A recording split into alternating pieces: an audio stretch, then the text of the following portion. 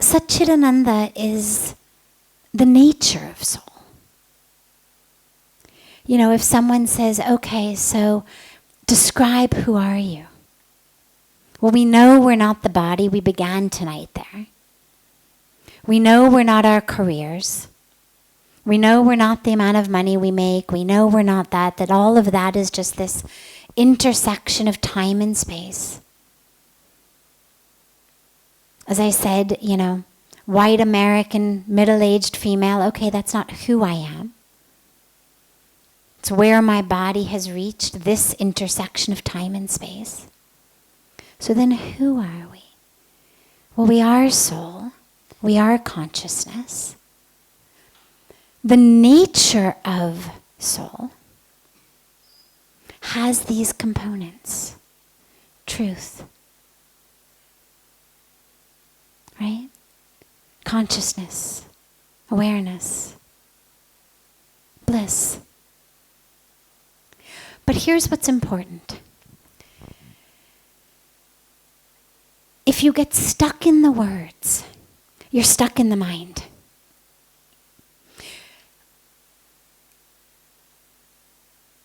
Doing too much of that with the semantics keeps us stuck in the thinking mind.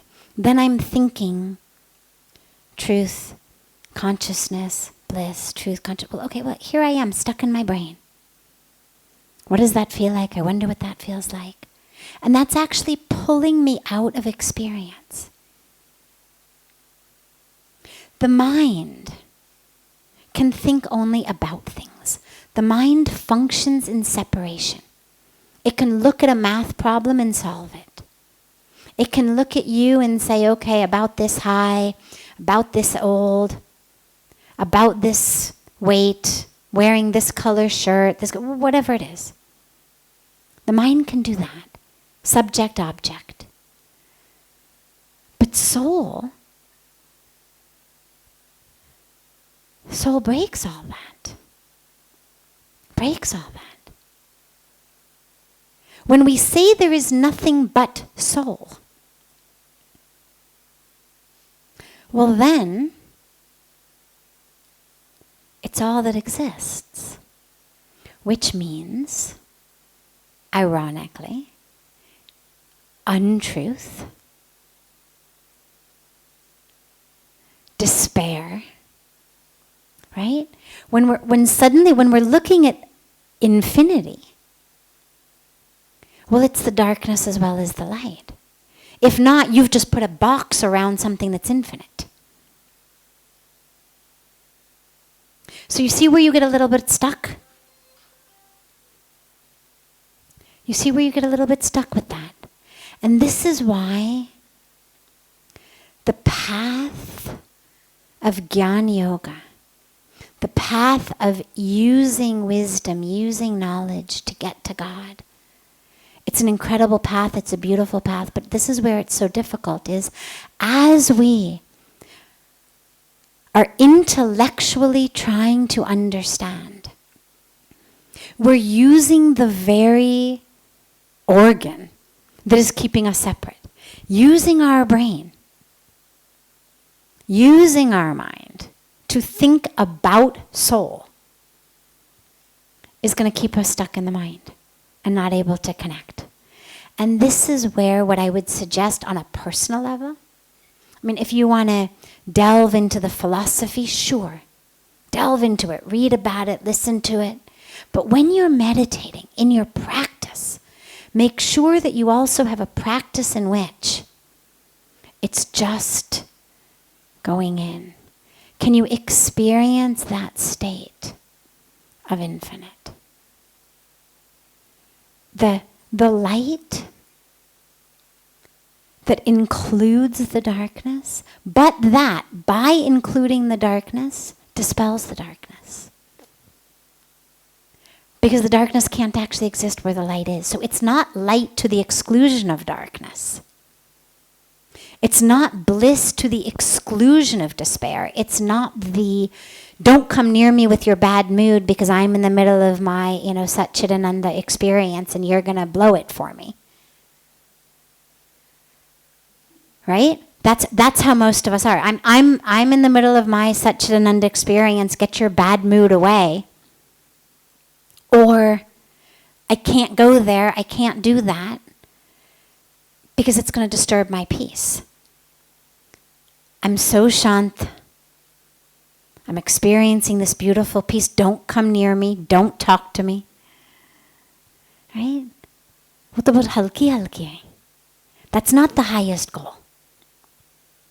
When we talk about the peace, when we talk about the bliss, it's not the bliss that says, I'm over here in my Satchidananda, so keep your despair outside. Don't come near me with your untruth because I am the truth. No. It's an expansion toward the infinite that has room for the darkness. And then as soon, and this is the beautiful part, as soon as the space is created for the darkness actually becomes light.